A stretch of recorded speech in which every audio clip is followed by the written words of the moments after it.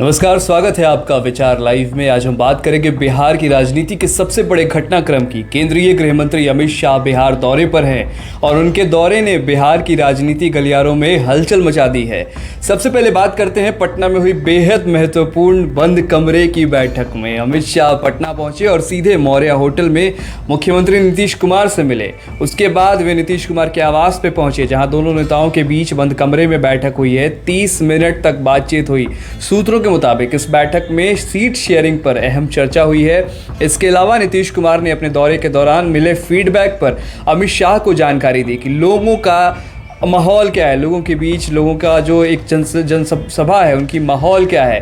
इस बैठक में राहुल गांधी की वोटर अधिकार यात्रा और तेजस्वी यादव की बिहार यात्रा पर भी बात हुई है। देखिए, विपक्ष पर भी नजर है एनडीए सरकार की। बिहार बीजेपी प्रभारी विनोद तावड़े, डिप्टी सीएम सम्राट चौधरी है, उन्होंने कार्यकर्ताओं का मनोबल बढ़ाने के लिए ये शब्द का इस्तेमाल किया, मालिक शब्द का इस्तेमाल किया, ताकि उनके मनोबल में थोड़ी बढ़ोतरी आए। उन्होंने कहा कि बीजेपी ही ऐसी पार्टी है जहां बूथ अध्यक्ष पार्टी का अध्यक्ष बन सकता है। उन्होंने खुद का उदाहरण देते हुए बताया कि वे कभी किसी समय में बूथ अध्यक्ष हुआ करते थे। शाह ने अपने संबोधन में लालू और राबड़ी पर जमकर निशाना साधा। उन्होंने कार्यकर्ताओं से पूछा कि क्या लालू जी और राबड़ी जी बिहार को समृद्ध कर सकते थे कभी, या कभी उन्होंने करने की कोशिश की। उन्होंने खुद ही जवाब दिया, ये लोग सिर्फ अपना और अपने परिवार का सोचते हैं। देखिए, अमित शाह पटना बिहार में हैं और बिहार में कार्यकर्ताओं को उन्होंने एक बड़ा लक्ष्य दिया है। उन्होंने बिहार विधानसभा चुनाव को लेकर के एक बहुत बड़ा लक्ष्य दिया। उन्होंने कहा है कि इस क्षेत्र की 80% सीटें हमारे पास होनी चाहिए, रोहतास की।